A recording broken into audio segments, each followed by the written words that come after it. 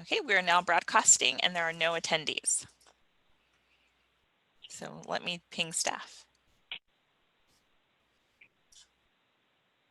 Oh, Melissa is an attendee. She needs to be brought in.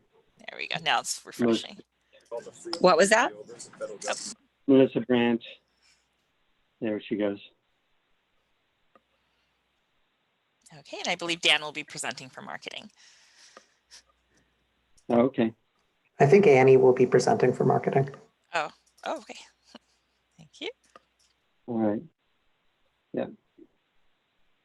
We do have a few attendees. Yeah. Okay, so Melissa is here and just waiting for Annie then, I guess. Yes. Okay. Well, let's see. The first item on the agenda, I think, is just the approval of the minutes. So we could, well, let's just go ahead and get the meeting started, and we'll call to order the meeting of the Marketing, Regulatory, and Legislative Subcommittee of East Bay Community Energy for Thursday, October 1st. And I'll welcome everybody and note that Director Rood has not yet joined. And I'll go ahead and call for public comment at this time. This is for a chance for anyone from the public to speak on items that are not on today's agenda. Do we have any members of the public who are raising their hands or who have sent in comments? We do not have anyone signed up, and the 4 attendees are staff. Oh, okay. Yes. Very good. All right. Well, looks like we can move on from public comment there. Let's go ahead to approval of the minutes. Were there any corrections or changes to the minutes that we needed to make, directors or staff? I don't have any. I don't have any. Okay. And so if it's okay, I'll just say that the minutes are approved by acclamation then. And we'll move on to the Marketing and Account Services update, which is our first substantive item on the agenda. And I believe Ms. Henderson will be making the presentation. And she is getting prepared. Hi, good afternoon. Hi.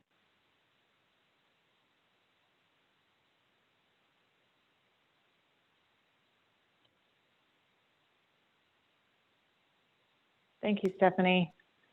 Or I guess it's still morning. Good morning, folks.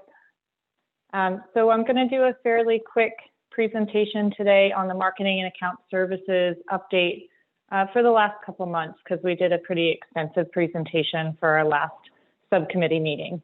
Can we go to the next slide? And Dan Lieberman is here as well and may contribute to some of the information presented here.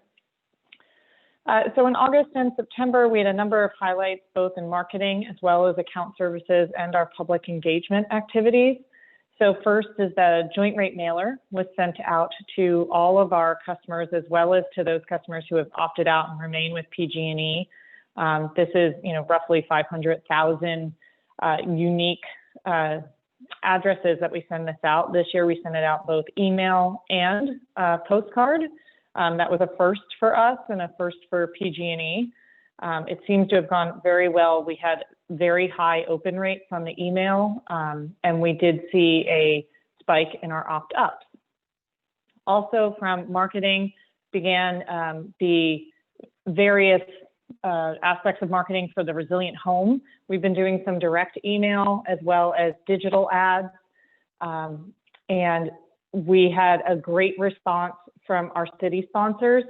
A lot of the local newsletters for your cities have provided this information to your local residents, and that's been a great help for us to get the word out about this program that provides solar and battery to help folks get through PSPS events and other activities that impact their access to electricity. We continued with our East Bay Daily Donation campaign. If you haven't seen this, please do check it out. It is a different Facebook, Instagram account. It's called East Bay Daily Donation, but it is run by East Bay Community Energy, and we've partnered with a couple like large local partners, the Oakland Roots, the Oakland A's, Stop Waste, and they help to amplify the message. And the point of the East Bay Daily Donation is to highlight all of these wonderful organizations that applied for the grants we gave out at the beginning of the COVID shelter in place. And there were just so many good organizations doing great things. We couldn't give money to all of them, but we really wanted to help highlight what they're doing in our communities. And so this is sort of a call to action campaign, not meant to be, just about EBCE, which is why it has its own unique accounts. And we have been successful in helping to drive additional donations to those organizations. Similarly, we have been ongoing doing a mask giveaway. We did those both as sort of like an Instagram contest, let us know if you've donated to the food bank and we'll send you a mask. We also just did sort of bulk mask giveaways to other organizations that needed that kind of, PPE, kind of, not official medical grade, but they needed this to help continue what they're doing. A great example is the feeder program, which is getting meals out to our medical frontline workers. We also finalized our sponsorship with the Roots. So this is our local professional soccer team. They are playing again. Unfortunately, it's not with spectators, but you can stream those all online. And we continue to have digital ads running, as well as sort of the boards around their field display our logo. And they are just a great partner because they're really invested in the community, doing some really great stuff. And so we have some new opportunities in this next year. Hopefully when they do in-person games again, we will have a table there. But we also have opportunities to use a player in a video as a spokesperson, as well as they have moved up a league and they're going to have some more televised broadcasts. So we're going to get some good exposure there. We have been working this month on the Power Content label, and I have an example of that later on. And then we just did our first Nextdoor post. Hopefully many of you saw it. We did get, I didn't check yet today, but I think as of yesterday, we had like 48 positive responses, and we had over 17,000 impressions, but I'm sure that's gone up. It went out to over almost 420,000 accounts within our service territory. We really narrowed it down. So it's, we're basically Alameda County, less Alameda, Newark, and Pleasanton right now. But we will be adding Newark, Pleasanton, and Tracy at the start of 2021, because you have to pay per account. And since we're not serving those areas yet, we're not paying for them yet. But come January, when we start doing our outreach to prepare for enrollment in April, we'll add those additional communities. But that, I think Nextdoor is something a lot of people look at. The impressions don't quite match, the accounts, because people interact with this in different ways. Some people get like a daily summary of posts. Some get a weekly summary of posts. So we'll just continue to see those impressions rise. On account services and public engagement, you might recall way back, seems so long ago, in an effort to retain some customers who had the potential to go on direct access, we asked the board for permission to develop this non-standard rate. We did get a customer accept this, and we were able to retain them as our customer. That was launched in August, and so we just saw the first full bill come through on those rates, and everything's looking good. The billing came out as expected. And then we'll be updating that rate again. The way the contract was written, they had a certain rate starting August till the end of the year, and then a new rate starts January 1. So that is going as expected, and we're excited to have that as a tool to continue to retain our customers as direct access continues to expand. We've been doing a lot of work around supporting potential questions and analysis around Brilliant 100 options for 2021. Alex DeGiorgio has been doing a lot of outreach to cities, especially Albany and Hayward, but also to other cities that have been thinking about either a mass opt-up, potentially to a Brilliant 100 product, and now there's uncertainty about what direction that's going in. So we've been reaching out and talking with cities about what their needs are, providing them analysis on what would the savings be for a whole community on Bright Choice? What would the additional cost be if they were on Renewable 100, for example? We've also been working with our new member jurisdictions, letting them know about what we plan to do for outreach, working with them, of course, on identifying what their default products will be at enrollment, and just continuing to engage with them so that they know what the milestones are. And then, of course, in August and September, we saw a number of flex alerts. There's another one today, so anybody listening, try and get your heavy electric usage in before 3 p.m. if you can. Do some pre-cooling, run your dishwasher, because it is hot today, and we've got a lot going on in the state of California. So we were sending out messaging on the flex alerts.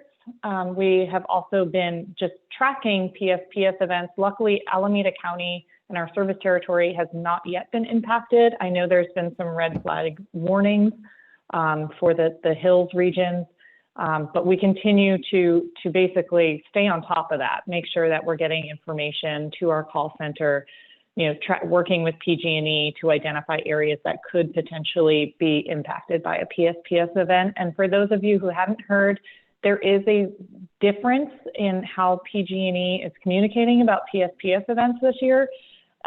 They are providing, I should have looked at this before I got on, but I think it's a warning, and then it's like a pending, and then it's, okay, it's happening. So they're trying to give people a better sense so that there's a greater ability to prepare, whether that's, getting things out of your freezer and, get some more ice packs, or maybe pre-charging critical equipment that you need.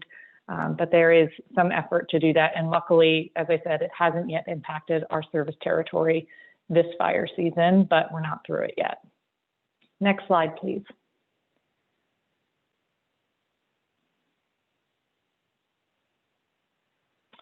So as I mentioned, we've been doing work on the Resilient Home program.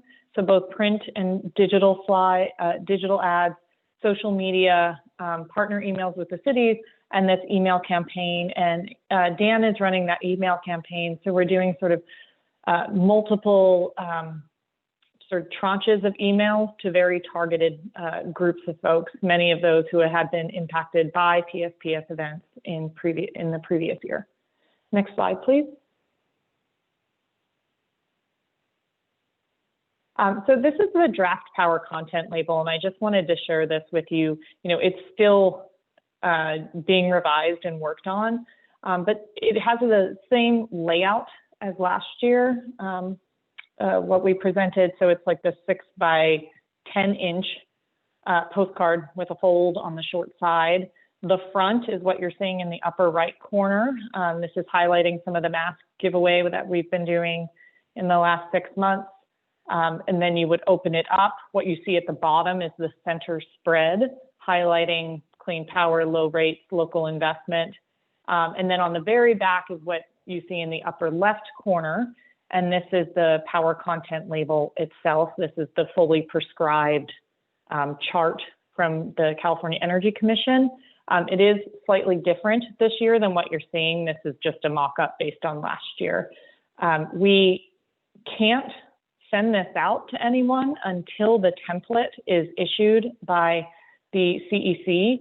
They had initially said that it would be out in September. Today is the first day of October, so we are anxiously waiting. We've been told maybe it will come out this week. But the reason that we need to have their template is because the column all the way to the right represents the 2019 power mix for the state of California. And so all of the load serving entities had to submit their power source disclosure report to the CEC. The CEC then tallies these all, they audit them, and then they provide this, here's what California looks like, and then here's what your local provider looks like. Next slide, please. I think that might be it. Oh, okay, no, just our Nextdoor agency account.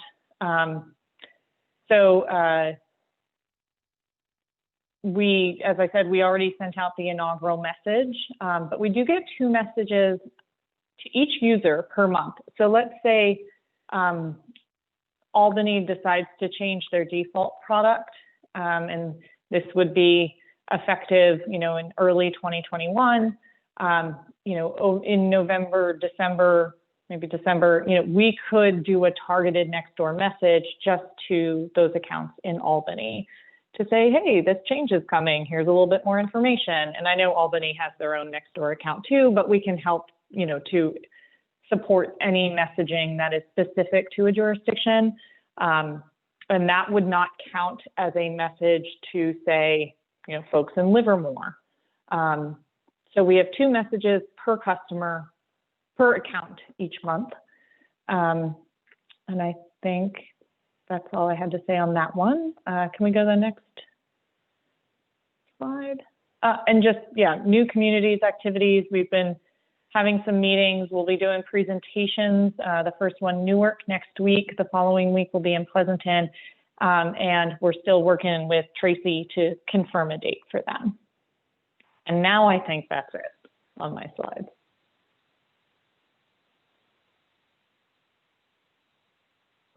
Okay. Could you see, Stephanie, do I have one more? No, that's it. Great. Okay. Yeah. Thank you. Great presentation as always. Just on the last slide, excuse me, have the new cities chosen their defaults yet? Wasn't quite clear. No, we had presented a timeline asking them to decide by the end of November so that the full board could approve that decision in December. We would then be finalizing the notices in January, and those go into the mail in February. I do know that one city has their appropriate board meeting on December 1st. So it might be coming a little bit after the end of November, but basically we would like to bring these requests for default enrollment to the full board at the December meeting. Okay, thank you. Yeah, I couldn't recall the timeline, so thank you for that. Do my fellow directors have questions for Annie? No, thank you. I just say thank you for the information. I think it's informative. Just letting you know, and I do really like that that you're going to be meeting the new communities, especially in Pleasanton, since they're new, and the other cities as well. Yeah, I would agree. Thank you, Melissa, for saying that. I have a situation that I did want to bring up, but this probably isn't the place. So this may want to wait until the last item. But Okay. that just has to do. Let me just mention what it is and make sure I'm correct in saying I probably need to wait on this. That has to do with how we discuss the solar customers and how we present that information. I think Dan is aware of the situation that I'm talking about. So I'm not sure whether this is the place to bring it up or later. So just comments, Dan, maybe? I guess now is fine. But you're talking about like a bill treatment for customers who are on solar net metering?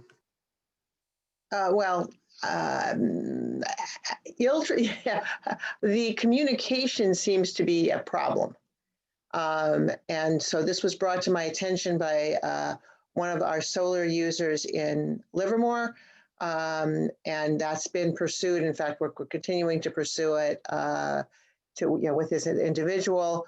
But the problem seems to be with the way the true ups happen and are communicated. The problem is likely at PG&E's end, But what I would like to know is how we at EBCE can facilitate that, because we're getting the blame. And that's unfortunate. Yeah. Literally responsible for it doesn't matter if it's getting placed on us. Yeah. So Director Monroe, I'm familiar with this. Communication with the customer. Our colleague Kelly Brezovec has been managing that. She is our senior manager of account services. I will say, yes, it's unfortunate there was a misunderstanding and in communicating the difference between how PG&E trues up account and how we true up account. So for the generation services, we essentially true it up month by month, so that if you are a sort of on an annual basis, a net consumer, you've been paying for that additional energy throughout the year. If you were solely with PG&E as a bundled customer, they would tally that up from a generation side and then give you one big bill. Right. The confusing part, I think, to many people is, so we true it up every month. PG&E continues to just tally it up every month on the distribution or the delivery side.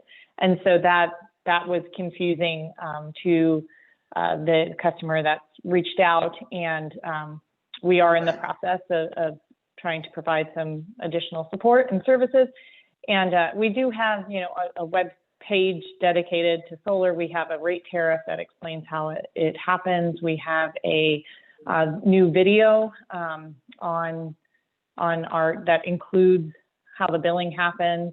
But we'll continue to, identify where the issue occurred and make certain that, it doesn't continue to happen for other customers as well.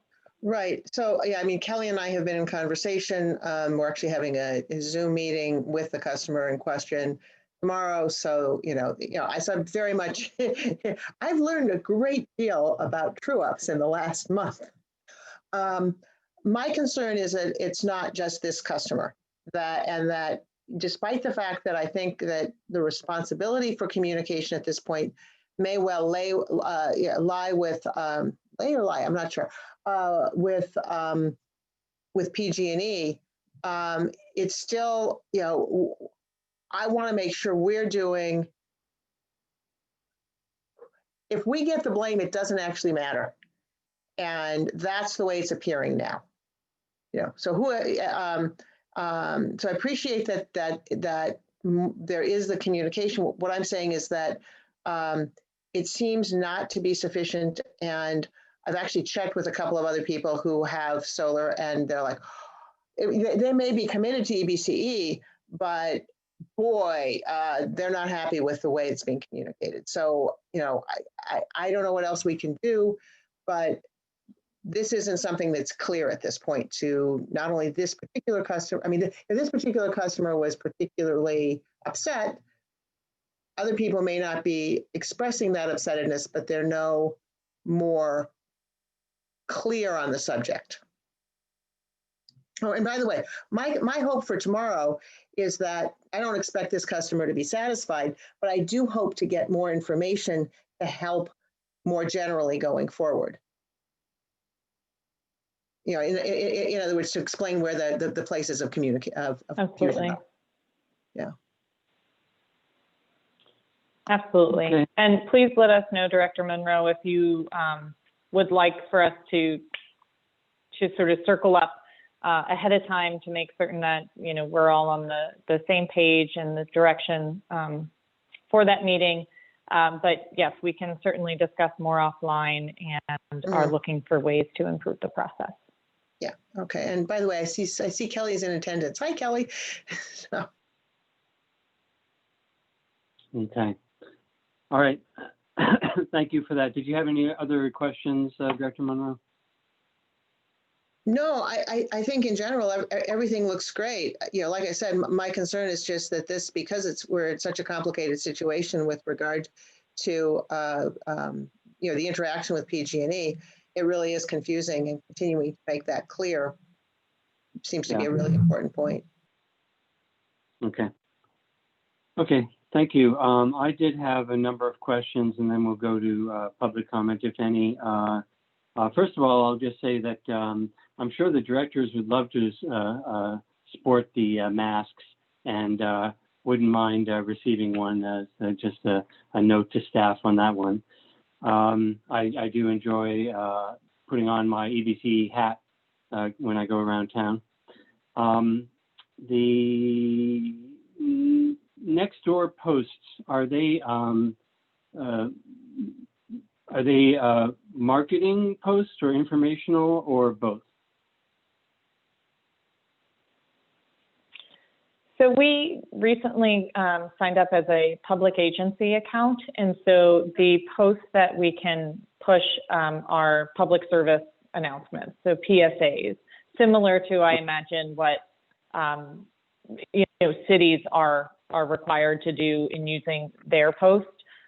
We did confirm with Nextdoor that letting people know that we have these programs to help them go solar and get batteries is considered a PSA. So we can promote our programs, we can let folks know about public meetings, we can, issue something about flex alerts, and those are all part of the messaging that we can do.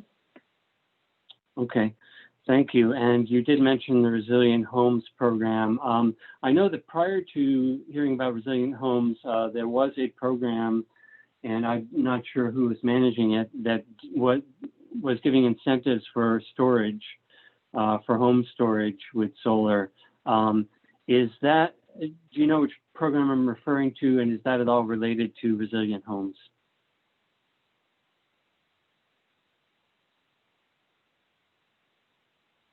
Dan, do you want to take that one? I think that might be the SGIP program. Yeah, Yes. I think it's SGIP is the state incentive, the self-generation incentive program. So Resilient Home is tapping into that incentive as part of our program, and then we're adding a bonus incentive, basically, of our own. That's payment for the resource adequacy. Okay. So yeah, the Cool. unfortunate part of the SGIP is they had a set aside for low income called equity resilience, and that pot has been exhausted. So we initially with Resilient Home, our initial tranche of emails was highly targeted at customers that we thought would be eligible for that incentive. And then we've sort of moved along to other target audiences as we've learned that pot has been used. Okay. And one more question about the SGIP then. I remember there being 3 tiers to that, I think, and the first tier went quickly, and then are we in the second or third tier? Where are we with tiers? I should know, but I am not confident in my answer. I believe we're in the second tier, but I am not certain of that. I'd have to check with the programs team. Okay, yeah, that's the last I'd heard as well too. Okay, so thank you for that. That's very interesting that we're tapping into that, and I'm very interested personally in maybe taking advantage of this Resilient Homes if it makes sense. And the power content label, time can fly by so quickly. It seems like we just did a power content label and now we're doing another one. What time of year do they typically come out so I can jog my memory? Yeah. Typically, the power content label is mailed by October 1 each year. This year, for a number of reasons, the deadline is December 31st. Okay. So my last one that I would have received as an EBC customer would have been in the winter or spring, do you think? When did we send our last one out? You would have received it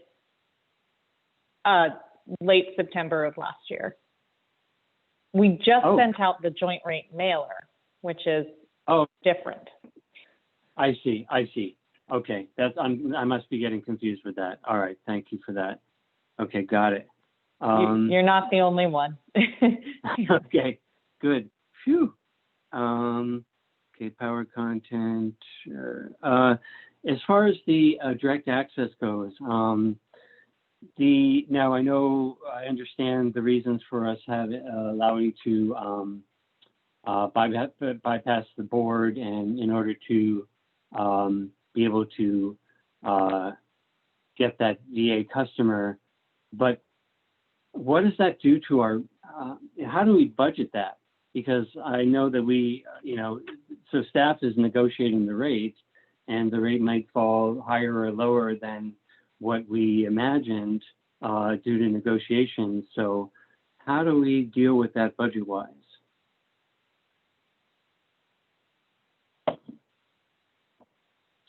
And I don't know. So I'll start, and maybe Nick can come in. Yeah.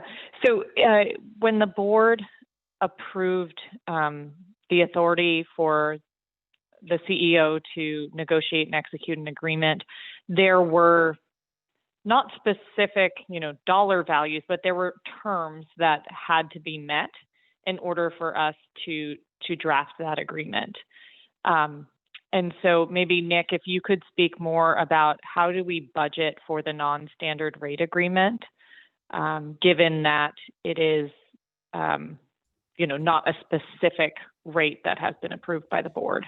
Right. So the policy that the board set for the non-standard rate agreement was we had to, at minimum, cover our cost of service. So as long as, all other customers are indifferent to us serving this load, that was the parameter. So that was sort of how we went about putting the offer together, was calculating a multi-year forward of our expected procurement costs and, constructed an offer based on that.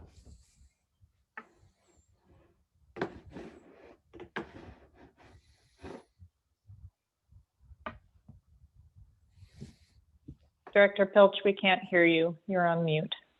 Oh, thank you so much. Yeah, so there's a certain minimum we have to meet. We can't just go in and lowball, and in order to get the customer there, we have to cover the cost of service. Is what I heard. Correct? Yeah, exactly. Okay. All right. Very good. Thank you for that. Could you explain the daily donation again? I know I see that come across my Twitter feed, and I always am a little confused about exactly what that is. One more time, could you give a few more details?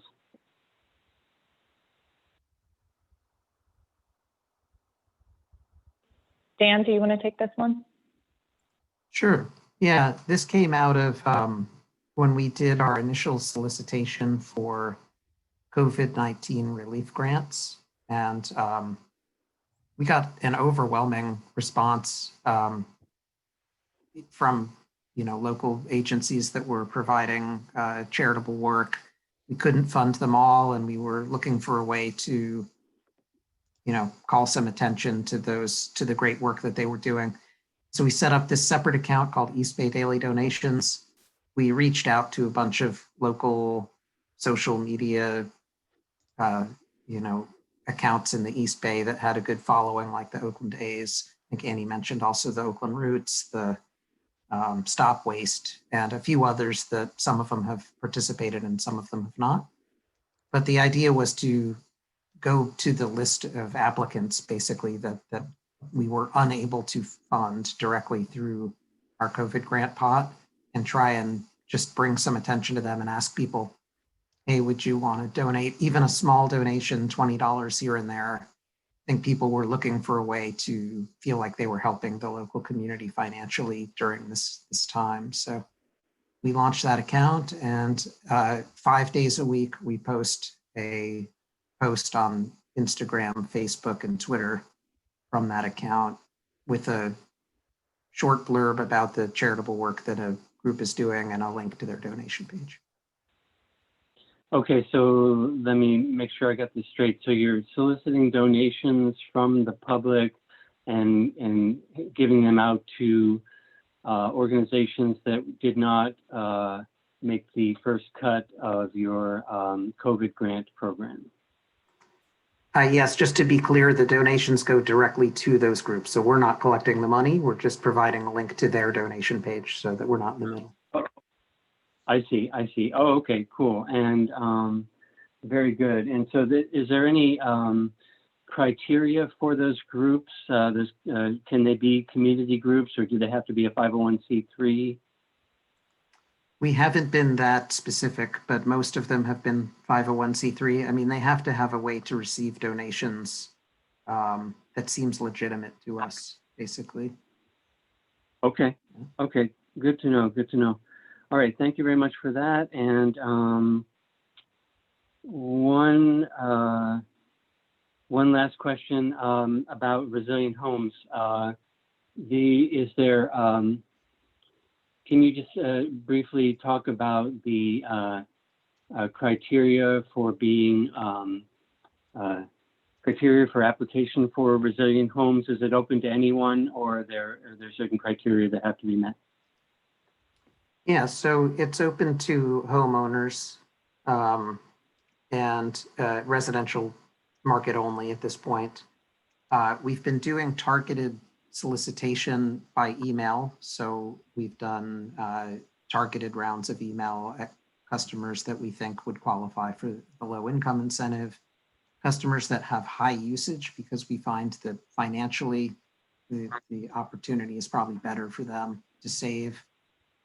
And then we've also been doing outreach that's not targeted, like advertising on social media, print ads in 3 newspapers around the East Bay, digital display ads in English and Chinese through sort of ongoing advertising channels that we use through Bay Area News Group, for example. So it's been a combination of general market and targeted ads, and we'll keep that up, over the next few months. We have certain goals for the number of people that complete the form on our site so that they'll get a free consultation. And then we get feedback from Sunrun about how many people have completed the form, how many people have gone through the process and gotten a solicitation, and the number of people who actually are moving forward with an installation. Okay, good. Thank you very much for that. That's all my questions. I have one last question. Go Sorry, ahead. I have one last question with regards to the Sunrun. So is the board getting any of those numbers? I mean, are you guys kind of giving us updated on how many, how much is left and how many people are applying or anything like that? I believe that JP has provided some general updates during the, or maybe I'm trying to think if this was presented in a board meeting or not, or if maybe I'm thinking about something more internal. Nick, have you provided an update? I'm trying to think of in the CEO. I don't know if we provided an update. I think I did verbally provide an update, but I don't think we provided written updates. If that's something that you would like, I don't know if it's probably useful to do it every month, just because the numbers don't change, but maybe on a quarterly basis, we can sort of share kind of where we are. Yeah, I wouldn't want one every month. Yeah, I think like a quarterly basis would be fair. Yeah. Okay. Yeah, thank you, Director Hernandez, for bringing that up. Yeah, look forward to hearing about that. So I want to make sure that there's we have a few more attendees, so there might be members of the public there. Did anyone want to raise their hand to comment on this item? Yes, I have Ann. Or did we? Go ahead. Sorry, I have Ann Harvey signed up. Please go ahead. Hey, Ann Harvey, you have access to your microphone.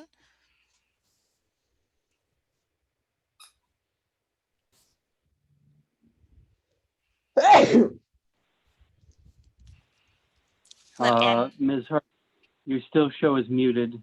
Oh, okay. Sorry. Unmute. Can you hear me now? Yes. Hi. I'm a strong supporter of East Bay Community Energy since before you got going, and I've been concerned about the postcard that went out, and I was writing my comment in. I didn't realize I had to, so I missed your presentation. At the very beginning, the first item on today's agenda was talking about the postcard comparing PG&E and East Bay Community Energy. And I'm looking through now on the PG&E site, and even comparing the PG&E Solar Choice with the East Bay Community Energy Renewable 100, there are pennies different on the bill, and about half of them are cheaper on the East Bay Community Energy compared to the PG&E Solar Choice. But what came out on that postcard was looking like, oh, PG&E manages things better and they can give you the 100% solar for less than what East Bay Community Energy gives you for the renewable 100, and even less than what East Bay Bright Choice and Brilliant 100 were. So my brother, who lives in Berkeley, who is not as clued into these things, but he called me and say, what's the story? I got this postcard. It looks like an ad for switching to PG&E. And I think it really does. And it's put out by both organizations with the East Bay Community Energy, logo and paying the postage and everything. So it just seems to me, I emailed and I heard back that you guys did everything you could to keep that from happening, but I don't see how East Bay Community Energy would agree to put something like that out. I also, this is actually a good thing, because for a couple years or whatever, whenever I would go onto our PG&E account, like pay bill, whatever, it would direct me to how can I save energy and how can I save money sort of together. And it would direct me to this, what's your best plan? And it wouldn't give the information about the different plans. It would just say, your plan is this, and the best plan for you to get is this other one. And the other one was always a PG&E one with a smart rate that's not available on East Bay Community Energy. And it wouldn't tell me when I'm switching, it wouldn't tell me that I would have to leave East Bay Community Energy to get the better bill. It wouldn't tell me what the energy mix was or anything. So that has actually, I've been looking through it during this meeting and it's extremely improved. It's not doing that to me anymore.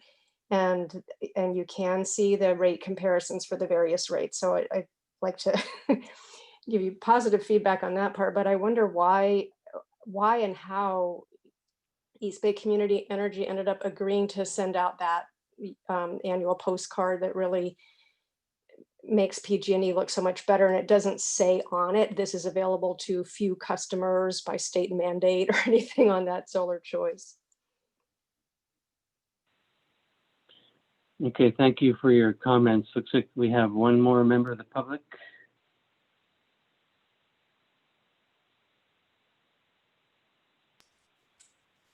Okay, Jada, you should be able to unmute yourself.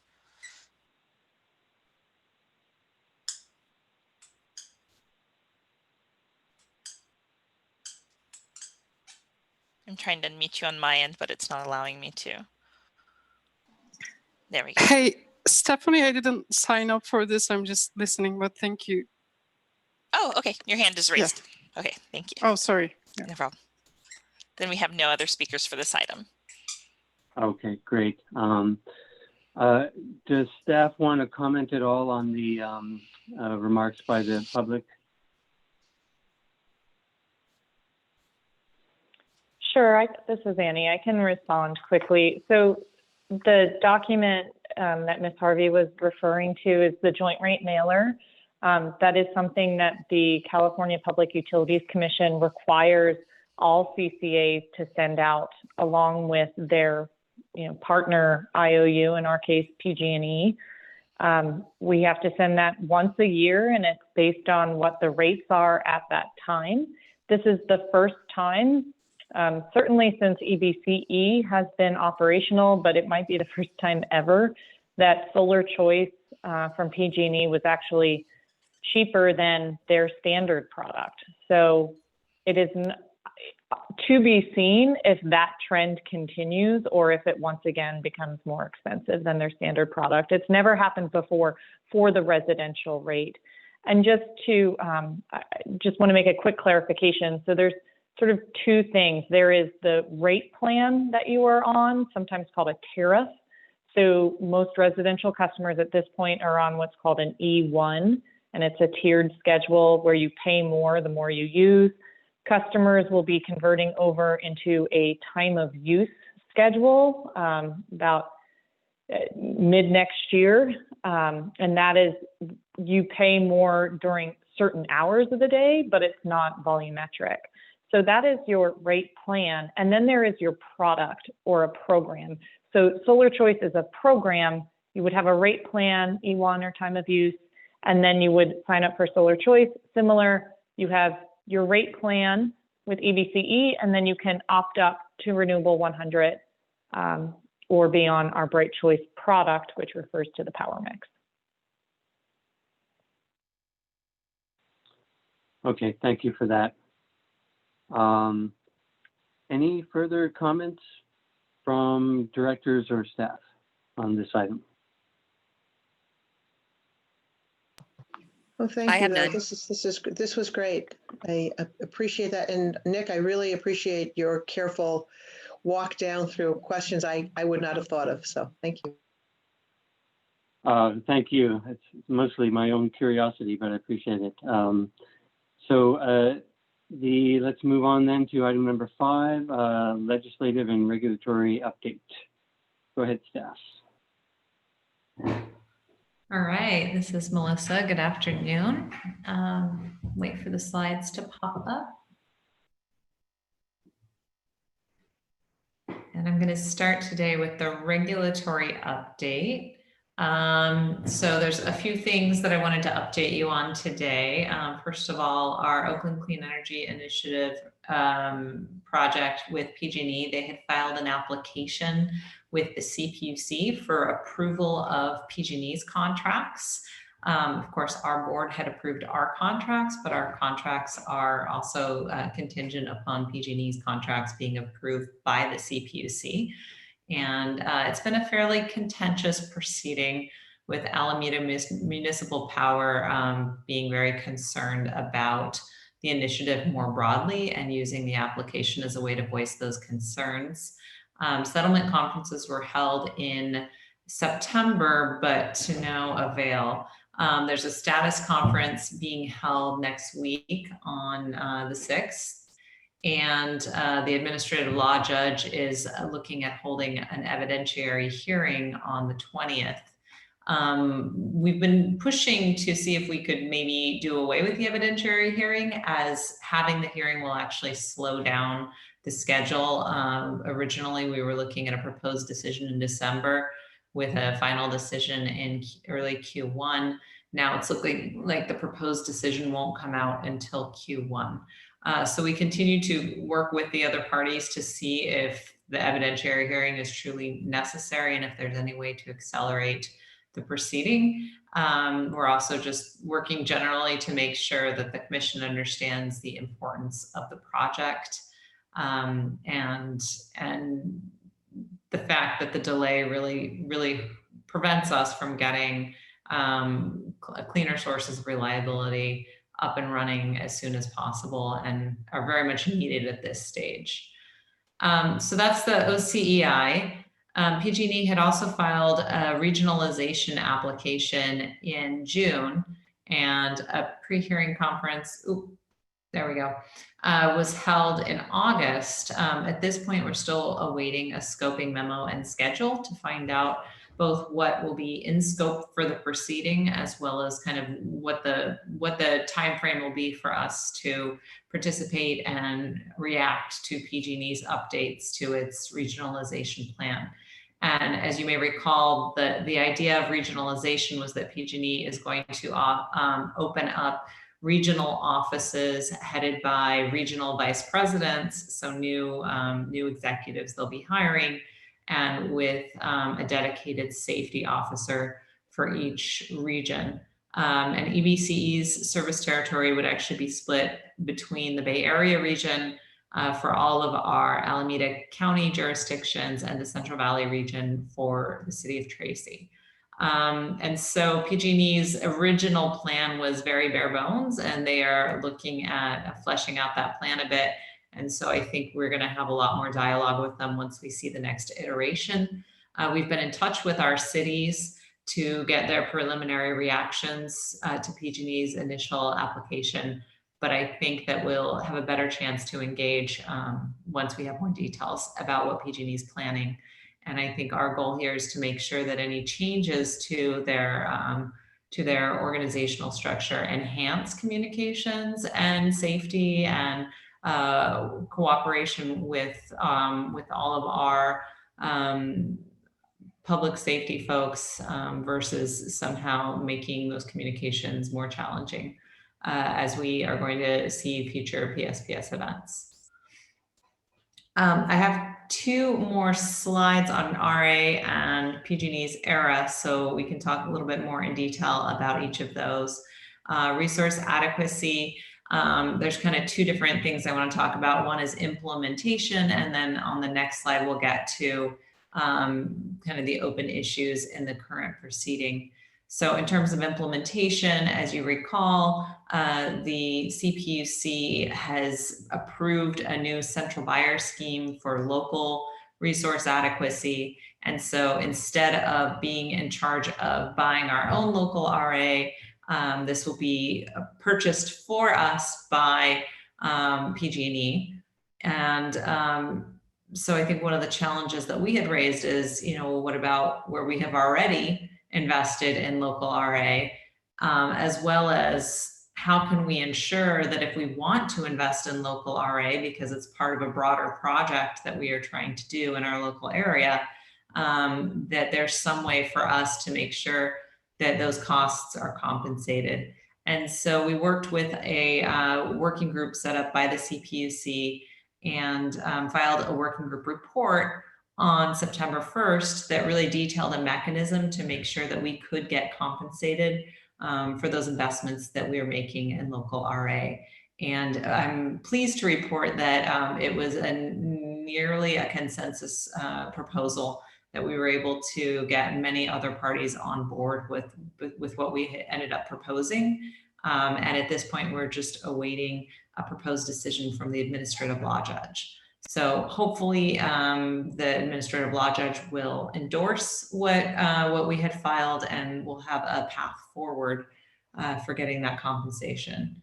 And then we're also working with the CPUC to continue discussing how our customers will benefit from the investments EBCE is making that avoid the need for local RA. So to the extent we are investing in load reducing distributed energy resources, which we are, we're actually lowering the amount of local RA that PG&E needs to buy for everyone. So how do we make sure that our customers are reaping the direct benefits instead of having those benefits kind of socialized across PG&E's service territory? And I think it's a niche issue that the commission hadn't really given a lot of thought to it. So we're trying to continue to raise that. There's also a workshop next week that actually involves 3 agencies, the CPUC, the Energy Commission, and the Independent System Operator, to talk about the RA value for behind the meter type resources. So the commission's starting to take this issue up, but I think there's still a lot of work that needs to be done to make sure that the PUC's policies are not somehow disincentivizing the investments that we're trying to make. Next slide, please. So then I also mentioned kind of looking forward in the RA program, the commission's asked for proposals that are looking at broader structural changes to the program. The program's been kind of fraught with issues for quite a while, in part because it was really designed around a 3 investor-owned utility model. And now, of course, we have many other load-serving entities across the state. And so the RA rules needed to be reformed in order to make more sense. We're also seeing a rise, of course, in solar plus storage and other distributed resources. And so it was kind of time to take a fresh look at the program. And we, through CalCCA, partnered with Southern California Edison to come up with a proposal that we submitted to the commission on August 7th. And so I think that for the first time, there's really kind of a proposal out there that's big change that we were able to agree with another one of the large utilities on. The Energy Division of the Commission has also submitted several proposals. And so we're kind of looking at their proposals, thinking about any tweaks we might want to make to ours. There's a series of working groups and workshops, and certainly the recent rolling blackouts that we experienced are going to shape the discussion. And then we have revised proposals due in December. So our team is working very actively again with Southern California Edison to refine that proposal and make sure that it's really responsive to California's reliability needs.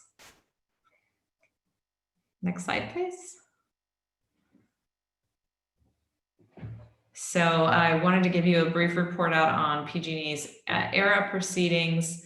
The forecast proceeding is the one that again sets the PCIA rate increase for the next year, as well as the bundled customer rate as well that we compare our rates to. So PG&E had filed its forecast application on 7/1. And the joint CCAs filed testimony on September 24th. And we raised issues regarding some accounting about forecast costs and revenues, and a couple other issues. I think that, and then we also have the 2019 compliance proceeding. That's more of a kind of an audit of how PG&E did its rates for 2019. So it's a look back, 2021 is a look forward. And so we had disputed a number of PG&E's rates, and they agreed to reduce or adjust their revenues by $132 million based on our requests. And then we're still disputing with them over an additional $33 million. Finally, we just got a cap and trigger filing from PG&E to take effect in 2021. I think the key messages, takeaways from this slide are we got a significant reduction in the 2019 actuals, which was good. We're trying to bring down the 2021 forecast, but it's worth pointing out that there's going to be a big PCIA rate increase again in 2021. Both because of a forecast increase and because of the cap and trigger cost recovery. So the cap and trigger essentially just caps our rates now, but eventually you have to start paying for anything above that cap. And so that's what we'd be paying for 2020 costs above the cap in 2021. And I think that slide concludes the regulatory update. If you'd like, I can take questions now before moving into the legislative update. Yeah, that might be a good idea in order to break things up, because I do have a few questions. Excuse me. Do my fellow board members have questions at this point? I don't have any. Thank you, Melissa. Okay, thank you. So I remember talking about the Oakland Clean Energy Initiative. Pardon me. And you mentioned that it's a little contentious. Alameda Municipal Power is involved in there somehow. And I also remember there being a question about what we could do, and perhaps we could reach out to electeds. And I realized that I haven't done that yet. But can you briefly summarize again the contention there, or the concern from Alameda Municipal? Yes, so Alameda Municipal doesn't actually have issues with the contracts themselves. They have a broader issue with how PG&E is putting together the different pieces of the initiative in order to meet the need for the Oakland area per the CAISO. So CAISO had approved PG&E's plan, and I think Alameda's position is that the operate agreement between Alameda and PG&E would need to be amended in order to implement what PG&E had proposed and CAISO had approved. So Alameda Municipal has actually filed a FERC complaint, and they are engaged with PG&E through that dispute process as well. And I think it relates to the fact that under certain circumstances, some of the transmission may not be available to the city of Alameda that they have available to them now. And so I think the way PG&E has talked about it, I think that they are meeting the CAISO's requirements for that reliability, but it's perhaps a lower standard than what Alameda Municipal enjoys today. And so the city is not thrilled about seeing that change. I mean, the other side of that argument is that right now we are relying on a very expensive and very old power plant to provide that reliability. And that power plant, you know, it's 40 years old. It may not last another 10 years until the transmissions or upgrades take place in Oakland. And if it does, the kind of overhaul that might be required to keep it operating for another 5 to 10 years is incredibly expensive, and all customers are going to be paying those costs. And so it's one of those situations where I think parties need to really come together and work through how can we make this happen. And I think, you know, that's what the parties are trying to do, but I wouldn't say that they're there yet. And I think part of the question here is whether the PUC is going to allow that dispute to hold up the contract approval process. Okay. You said that Alameda Muni filed a something complaint? Oh, a Federal Energy Regulatory Commission. So FERC has jurisdiction over transmission, and the CPUC has jurisdiction over distribution. And because this is a transmission issue, it's really a FERC jurisdictional issue. Okay. Okay, thank you for that. And then let's see, my last question is the central buyer idea. I know we've talked about that before. Where did that idea come from? Who initiated that change? Idea? I believe it was largely driven by the Energy Division at the CPUC. They felt that a central buyer would solve some of the challenges in making sure that the reliability was all procured without exercise of market power. I wouldn't say that the CCA's ever really bought into that argument. In fact, we've often argued why that was a bit of flawed logic. But at the end of the day, the CPUC did end up passing a decision that creates this central buyer entity for local RA, which is only a portion of the RA we're required to buy. We also have to buy categories called system and flexible RA, but it does affect the local RA. And for us, I think that's particularly frustrating because we want to continue to make investments in local projects in our county that are our local RA. And so if we don't get compensation, then we could really be left with some stranded costs for our customers, or it could make these projects that much more expensive. Okay, thank you for that. That does it for my questions. If there's no others, then we'll move on and we'll take public comment at the end about both sections. Okay. Great. So I wanted to give you a wrap up on the legislative session. It's probably fairly obvious to all of you that COVID-19 dominated the session.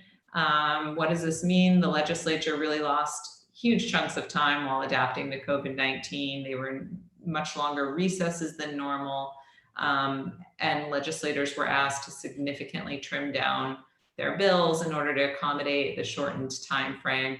Very few bills got through that weren't directly COVID related unless they were incredibly urgent. And so most of the bills that we had been following ended up coming off of the plate of the legislature this year, including the Cal CCA sponsored bill, actually bills and others. So in other news, there was a CEC electric vehicle infrastructure budget item. And it was a major victory for us that we were able to help secure a $51 million budget allocation for the CEC's Cal EVIP program.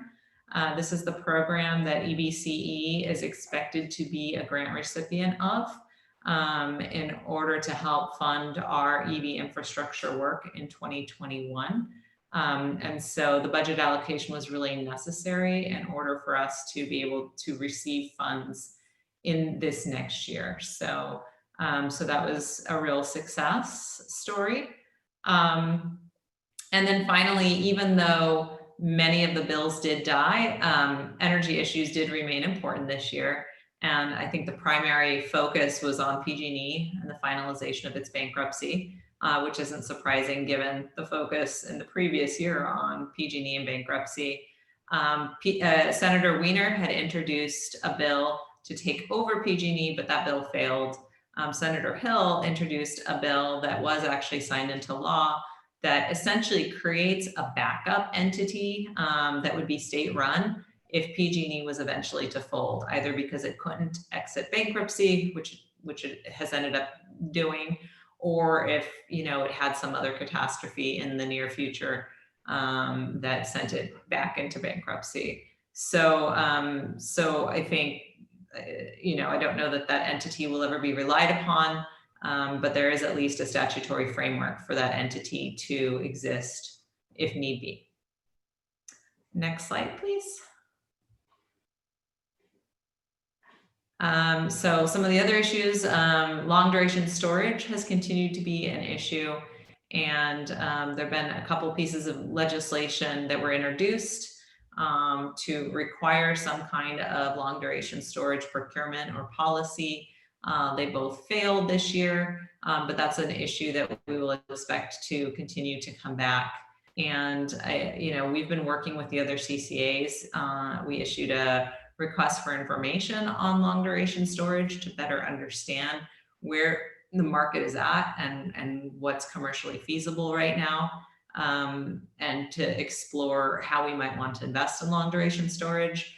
But Cal CCA has been opposed to any long duration storage mandate, primarily because they are often seeking to boost certain projects versus kind of taking a more holistic approach at how to make these investments and how those investments fit in with the other kinds of investments we're making in California.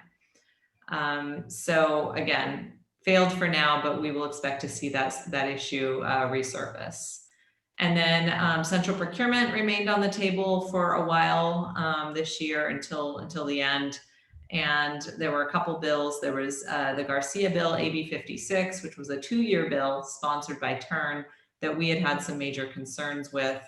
And then the Muratsuchi bill that was actually the Cal CCA bill, AB 3014, that set up a different kind of framework for central procurement that would essentially enable the load serving entities to procure what they need towards their requirements and then have a central entity fill in the gaps versus going first.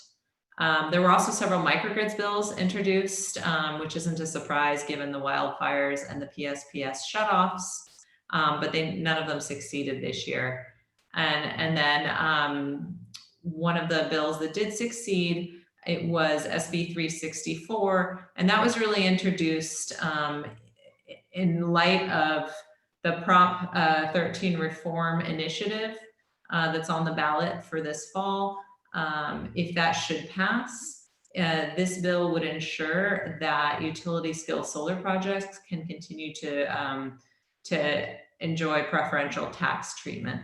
Without this bill, those entities would probably have seen massive increases in their taxes, which would have put a lot of pressure on the costs of utility scale solar. So that was a bit of a fix for solar. And then finally, AB 1941 was an attempt to suspend the renewable portfolio standard, but the committee pretty quickly, quashed that one.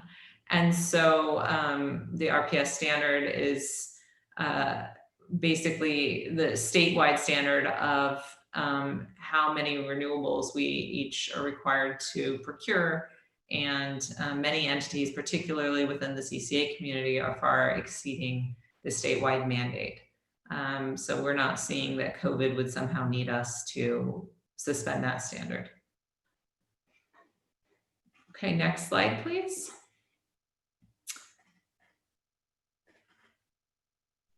Oh, there we we go. So the Energy Committee is really didn't have many oversight hearings just because of COVID-19. But there is a Assembly Utilities and Energy oversight hearing planned for early October to discuss the root cause analysis behind the August rolling blackouts. And it's probably worth pointing out here that CalCCA had sent a letter recommending that a third party be engaged to do a little bit more of a kind of independent analysis behind the root cause as well, just to make sure that I guess whatever's uncovered is really accurate and transparent. So I haven't heard yet that that's being required. The initial analysis will be done by the CPUC, CEC, and the CAISO jointly. So we'll see what they come up with. And then, so what are our expectations looking ahead to next session? Bills could be introduced as soon as early December when the next session kicks off. And it's very likely that many bills that were shelved due to COVID-19 will be reintroduced. So as I mentioned, long duration storage is likely to come back. We'll likely see something on PCIA reform. Central procurement and reliability will likely be themes, particularly in light of the August rolling blackouts. And then we would also expect to see bills from distributed generation, microgrids, and perhaps even another one related to the distributed system operator. Our own Senator Skinner had a bill on that this year. I think the next one's my last slide. So this 2020 leg cycle ended on the 31st of August. Yesterday was the last day for the governor to sign or veto bills. As you know, November 3rd is the general election, and then on December 7th, the next legislative session kicks off. And legislative sessions are 2-year cycles, and so the next 2-year cycle will begin on December 7th. So a few key highlights in terms of bills that we had been tracking. I mentioned the fact that we were able to get the $51 million in Cal EVIP funding through. That was SB 115 budget bill, and that's been signed by the governor. SB 364 I mentioned already has also been signed by the governor. AB 1659 by Bloom did not pass. It would have been extended a non-bypassable fee on PG&E's distribution charges from the year 2036 through 2051 to raise $3 billion for a variety of wildfire and resilience activities. I think the opposition was very concerned that those activities were not well defined and that many of them were not actually related to utility activities. So you have a fee that's being paid by consumers on a utility bill for non-utility type activities. AB 841 did pass and was signed by the governor, and that supports the deployment of utility side EV installation infrastructure. And this is one that, even though this is really supporting the investor-owned utilities deployment, it's one that really benefits EBCE as well, because the more the utilities can design and build their side of the EV infrastructure, the more we can partner with them to add additional EV charging throughout our territory. So that's an area where it's really important that we're partnering with the utility. And then AB 913 also passed and was also recently signed by the governor. And this one would let the investor-owned utilities request financing orders for some of the under collections and bad debt they're seeing due to COVID. And one of the important, this was a gut and amend. It was really kind of the last day of session that this one was kind of, that the language was made available and was discussed. And one of our initial concerns had been there could be some inequity if the utilities are allowed to use a financing order that we don't have access to, and therefore they're able to bring their customers' costs down more than we can. But what came out of the hearing is that they agreed that this was only for their distribution customers, and our generation customers are their distribution customers. So all of our customers should benefit similarly to theirs, and their generation customers won't be getting these financing orders. So we haven't lost any competitive disadvantage.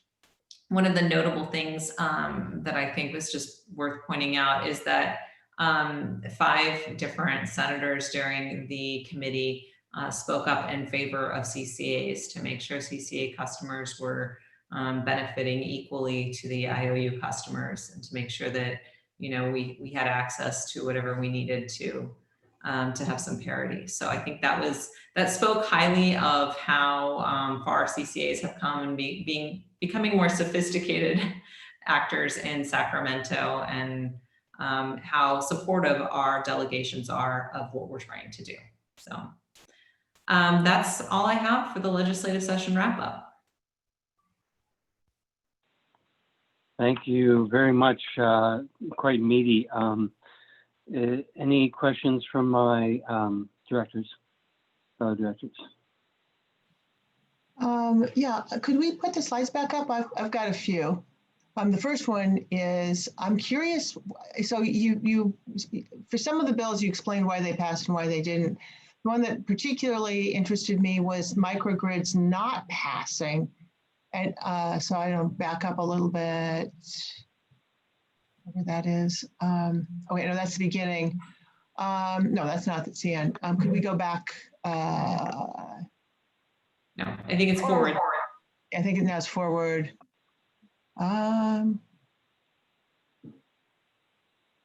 Keep going. Other direction.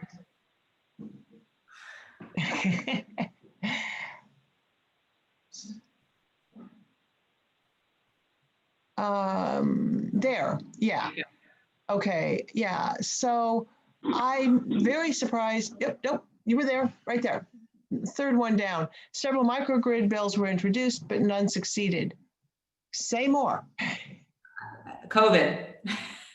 Oh, so all of this is just COVID. Okay. So along those lines, one of the things I've been thinking about a whole lot is the connection between the line, the massive infrastructure with the lines and the delivery and the microgrids, and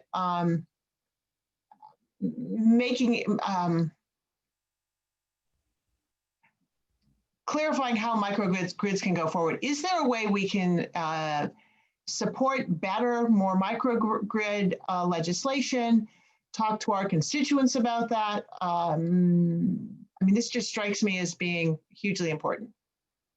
Yeah, and I think we had been fairly engaged with Stern's office on the microgrid bills and looking at language and making sure that, you know, what we needed out of that bill was there, and that we didn't have any concerns. I think microgrid in the past had been a concern for CCAs because they may have prevented us from having some of the jurisdiction and authority we have now. And so that's, I think, something we're always kind of on the lookout in any microgrid bill, making sure that nothing's being taken from us, but that also whatever's being introduced is going to support our future efforts. And a lot of what we are doing in the microgrid space, we already have the authority to do. And you're seeing that with things like the Resilient Homes program. You know, we're looking at investing in behind the meter solar plus storage and aggregating that up. You could call that a microgrid. It all kind of depends on how you define a microgrid, I think. And we're continuing, I think, to examine what other opportunities we might want to invest in for future microgrids. So we're absolutely very engaged in the microgrids bills when they come up, as is Kelsey. Okay, but more complicated than I might have thought. So. All right, thanks. Thank you. Questions, Director Hernandez? No, I have none. That was a lot of information, though. Thank you. Very, very meaty indeed. Yeah. I have just one question. Okay, good. We're on the right slide for that. When I didn't quite understand what it meant when the second bullet item says that central procurement remained on the table. Does that mean that these bills succeeded, or they failed, or they're definitely coming back? What does that mean? So they did fail because of COVID again. But I guess what I mean is that the issue was raised early in the legislative session with a couple key bills. So it's an issue that had been from previous years. AB 56, as I mentioned, was a 2-year bill. So we had pressed very hard against AB 56 back in 2019. And then it came back this year. It was still there as a vehicle. And we were kind of expecting, I think it was going to be SB 350, the Hertzberg bill on central procurement, to come back as well. We were just waiting for that one to come back any moment. It ended up getting, becoming a gut and amend, and ended up being a different bill. But yeah, so I expect that issue will remain hot. It's a little unclear, given that the PUC did pass its central procurement regulations, just how hot this issue will be next year, but I'd be surprised if it didn't return. Okay. So, and just to refresh my poor understanding of how the legislature works, so this is the end of a 2-year cycle. So as you mentioned, there was one bill, 56, and I was disappointed. I think that didn't pass. Or no, no, sorry, I'm thinking of a different one. It's the end of a 2-year cycle, so some bills can be extended from 1 year to the next year in a 2-year cycle. But once the 2-year cycle is ended, then those bills have to be reintroduced by either the same legislator, I guess, or a different legislator when the next cycle begins. Is my understanding correct? That's correct, and they'll get a new bill number. Oh, new bill number. Okay, got it. Good to know. Yeah, I think that's all I had for my questions. And so let's see if there's any members of the public who wanted to comment on this item.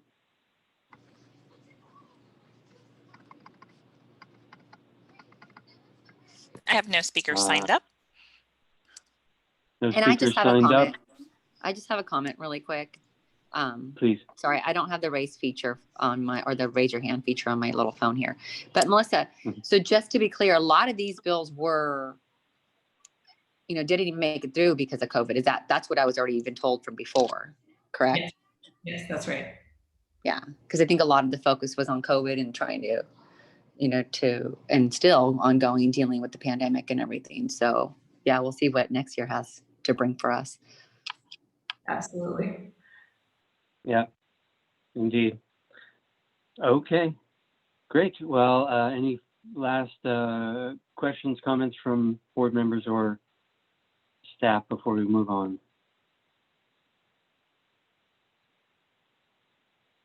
If none, then item 6 is committee member and staff announcements, including requests for future agenda items. Anyone? Yeah, I have a question or a concern I've been thinking about a fair bit. And that has to do,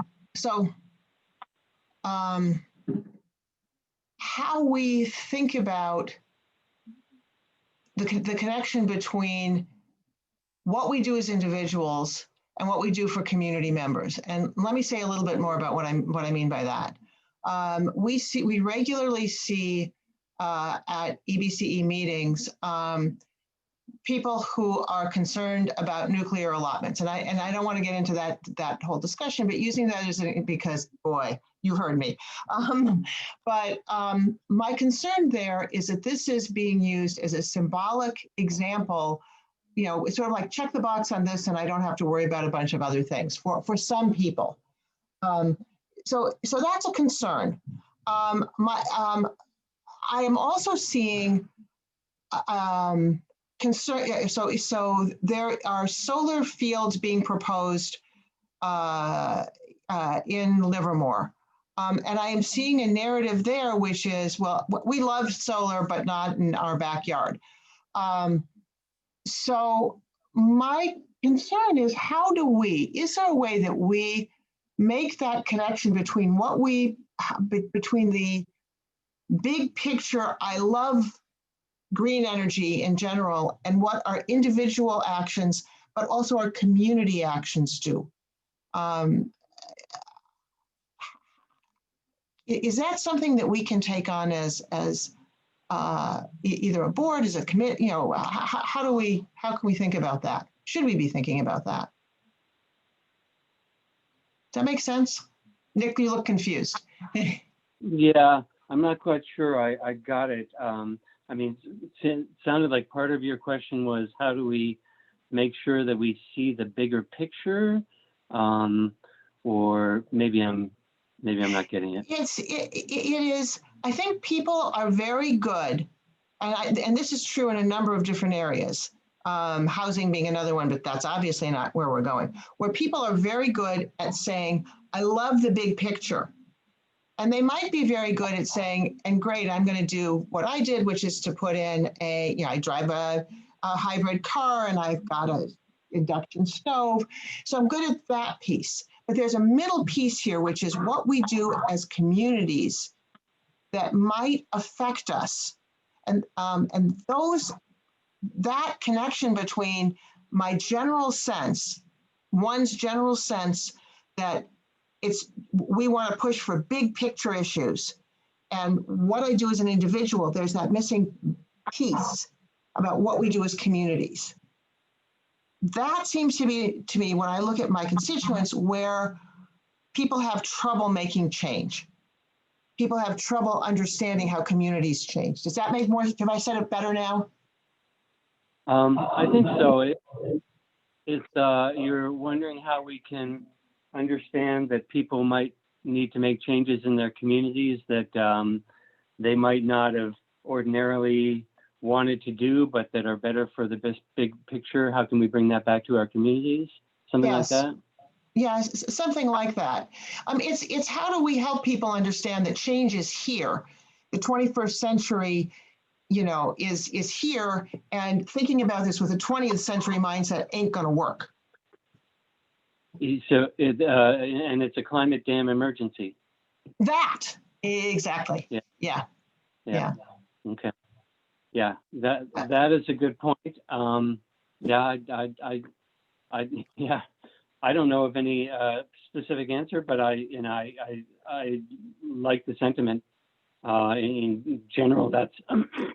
I mean, it makes me think about why this board is composed as it is of representatives of the different communities, so we can have those discussions at the board meetings and the committee meetings that right, where we can have our concerns raised, but we can also try to emphasize the big picture. But maybe I'm speaking too high level. No, I think that's where it is. I'm not sure that this is the committee. It might be a board conversation, but it seems to me that as representatives of cities, we have an opportunity to speak as a group for our cities, for our communities. And ultimately, it's about PR in some sense. I mean, it's about how we tell the story about what we're doing and why it's a climate dam emergency and why this matters at the community level, not just the individual, not just the state or federal. Well, I'll make a comment, and I don't think this is on the agenda, but I just want to, so I can clear. I honestly think, I think your heart is in a good place. But I definitely feel that it needs to start at the local level. I think it definitely needs to have a conversation, maybe at one of our meetings, or potentially, Nick, at one of our strategic meetings as a board where we're off camera or something like that, where we're at a more relaxed atmosphere. But I definitely feel that it needs to start at the local level, and it's our job as council members to make sure our staff is promoting that via email and via texting and targeting and all that. But I definitely feel that it starts at the local level. My opinion. I don't think you're wrong, Melissa. I agree with you, but I think I'm talking about telling the larger story. I think what Nick said, the climate dam emergency, which I think somebody's quoting somebody or other, is I think it's that story, and that's beyond staff. Mm-hmm. Yeah. No, I think it's a good point. I mean, I think I get a little, actually, slightly nervous when you talk about that, because I think that it does start at the local level. I think I'm lucky to be in a community that has an advocacy group that is very interested in all that we do here at EBCE. But then again, I'm going to be coming back to the board with our own city's needs for this potential Brilliant 100 product, and maybe that's not, maybe I'm putting my city needs ahead of the big picture in that way. I hope not, because we care very much about that particular discussion. So, but I do think that I feel like the one reason I'm, pardon me, sorry. One reason why I'm involved in this is because I do have the environmental outlook, environmental concerns, and I represent that in the community, and I hopefully represent that in EBCE, and so hopefully that, I'm not sure where I'm going with that, but I would imagine that a number of the other directors are the same, and hopefully are doing environmental work in their communities as well and getting the word out. Well, I just know that we just approved our climate action plan, and EBCE was awesome and brought some of their staff out to be able to answer any of our questions too for any of the Dublin council members. And so I think that's a good start. I'm not sure if the other cities have done so already, but I'm assuming that you guys are in kind of around the same time frame. We're in the process of updating our climate action plan. Yeah, I mean, so I do think as individuals, so Nick and I'm sorry, there is construction work going on in my house. Nick, I think what you're talking about as representing your city, what I talk about as representing Livermore, what Melissa talks about representing Dublin, what we do in our cities is important. I guess what I'm wondering is there a narrative that we as a board can be telling? Is an overarching story that we can tell consistently around energy that we can work back and forth on? I don't know. I mean, I'll shut up now because I'm not sure this is the committee to do it. I'm not sure whether it's the board of directors that does it. But it just seemed like I've been hearing it a lot, and I can work on it, and I am. But I suspect we all are in our different ways as well. Well, I think we all support clean energy choice. That's what I come back to. We have the choice, and one of the reasons we have the choice is to choose clean energy. And that's one of the bottom lines for me. Okay. Well, speaking of EBC coming to meetings, I know that I'm not sure that they came to my Climate Action Committee meeting, the city meeting yesterday, but they will be coming to our council meeting on Monday to talk about Brilliant 100 and those concerns. And so I thank staff for doing that work. That's pretty important. And I think that it's always valuable when those reps are out in our cities, when the staff is out in our cities to answer the complicated questions. Absolutely. Yep. Yeah. And let's see. So we were on announcements or other future agenda items. So any final words? The last item on the agenda after this will be adjournment.